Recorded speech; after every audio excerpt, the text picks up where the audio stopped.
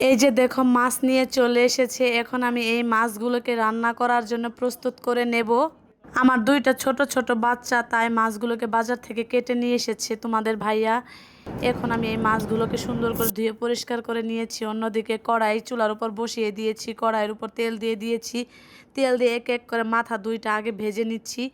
এখন উল্টিয়ে নেব, মাথা দুইটাকে সুন্দর করে ভেজে নিয়ে মাথা দুইটাকে উঠিয়ে নেব। মাথা দুইটাকে উল্টিয়ে পাল্টিয়ে ভেজে নিয়ে তুলে রাখলাম। এখন আমি পিসগুলোকে সুন্দর করে কড়াইয়ের ভিতর তুলে দিচ্ছি। এখন আমি এগুলোকে ভাজা ভাজা করে নেব। তারপর মনে হচ্ছে কড়াইয়ে তেল কম মনে হচ্ছে, তারপর আমি আরেকটু তেল ঢেলে নিচ্ছি এখন, কারণ তেল না হলে মাছগুলোকে ভাজবো কী করে। এই যে তেল দেওয়া শেষে এখন এগুলোকে আমি একটা একটা করে উলট পালট করে নিচ্ছি। তার মানে হচ্ছে আমি এগুলোকে এক পিঠ হয়ে গেছে আরেক পিঠ করে দিচ্ছি। এইভাবে করে আমি সবগুলো মাছগুলোকে এভাবে আমার সবগুলো মাছ ভাজা শেষ। এখন আমি অপর পক্ষে আরেকটি কড়াই চুলার উপর বসিয়ে দিয়েছি। তারপর আমি পরিমাণ মতো তেল দিয়ে নিচ্ছি। তেল একটু বেশি পরিমাণেই দিচ্ছি, দেখো না ঘুরিয়ে ঘুরিয়ে ঘুরিয়ে দিতেই আছি। এই তেলের ভিতরে এখন আমি দিয়ে দিচ্ছি পেঁয়াজ কুচি আর কাঁচামরিচ কুচি। এগুলোকে আমি আবারই সুন্দরভাবে খুন্তি দিয়ে লাড়াচাড়া দিচ্ছি। লাড়াচাড়া দেওয়ার পরে আমি দিয়ে দিচ্ছি টমেটো কুচি। তার কারণ হচ্ছে আমি আরেকটু পরে দিতাম, আগে দেওয়ার কারণ হচ্ছে আমি সিলিন্ডারে রান্না করি। সেজন্য তো সরকারি গ্যাস তো আর না, নিজের পকেট থেকে টাকা দিয়ে কিনতে হয়। সেজন্য মানে একসাথে যেন দুইটা ভাজা ভাজা করতে পারে, সেজন্য আগে ভাগেই টমেটোগুলো দিয়ে দিয়েছি। দিয়ে আমি সুন্দর করে দুইটাকে একসাথে ভাজা ভাজা করে নিচ্ছি। এই দেখো লাড়াচাড়া দিতে দিতে এর রং অনেকটাই চেঞ্জ হয়ে গেছে, বলতে গেলে বাদামি কালার হয়ে যাচ্ছে। এগুলোকে আমি আরও সুন্দর করে ভাজা ভাজা করে নিচ্ছি।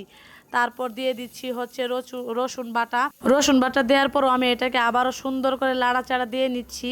এখন আমি দিয়ে দেবো এটার ভিতরে পরিমাণ মতো পানি। পানিটা দিয়ে মানে সামান্য পরিমাণের পানি দিচ্ছি। এখন আমি মরিচের গুঁড়া, হলুদের গুঁড়া, জিরের গুঁড়া, তারপর হচ্ছে পরিমাণ মতো লবণ মানে স্বাদ মতো লবণ দিয়ে নিচ্ছি। মরিচ গুঁড়া দেওয়ার আগে পানি দিলে হয় কি, ঘরের ভিতর ঝাঁঝালো ঝাঁসটা ওঠে না, সেজন্য এটা দেওয়ার আগে আমি আগে পানি দিয়ে নিলাম। দিয়ে এটাকে আবারও সুন্দর করে লেড়ে চেড়ে রেডি করে নিচ্ছি। নিয়ে এটাকে আমি এখন ঢাকনা দিয়ে ঢেকে দেব। কিছুক্ষণ পর ঢাকনা দিয়ে ঢেকে দেওয়ার পর এটাকে আবারও আমি ঢাকনা উঠিয়ে এটাকে আবারও লাড়াচাড়া দিচ্ছি। দেখো এখন তরকারির কালারটা চেঞ্জ হয়ে গেছে। এটাকে লাড়াচাড়া দিতে হবে, কারণ পানিটা খেয়ে গেছে, মানে পানিটা শেষ হয়ে গেছে। এটাকে লাড়াচাড়া দিয়ে সুন্দর করে নিতে হবে। তার কারণ হচ্ছে এটা এখন যে কালারটা আসবে, যাতে তরকারি রান্না করার পরে সে কালারটাই আসে, সেজন্য সুন্দর করে কষিয়ে নিলাম। এখন আবার বেশি পরিমাণের পানি দিচ্ছি। তার কারণ হচ্ছে এখন পানি দেওয়ার কারণ হচ্ছে এখন আমি মাছগুলো দিয়ে দেবো। কড়াইয়ের চতুর সাইড দিয়ে কেচে কুচে লাড়া দিচ্ছি। লাড়া দিয়ে এখন আমি দেখো সবগুলো মাছ একত্রে দিয়ে দিয়েছি। দিয়ে এটাকে আমি এগুলোকে এখন আমি ঢাকনা দিয়ে ঢেকে দিচ্ছি। আবার কিছুক্ষণ পর এই যে ঢাকনা উঠিয়ে ফেললাম, দেখো মাছের ঢাকাঢাকি শুরু হয়ে গেছে, কারণ মাছ তরকারিটা প্রায় হওয়ার পথে।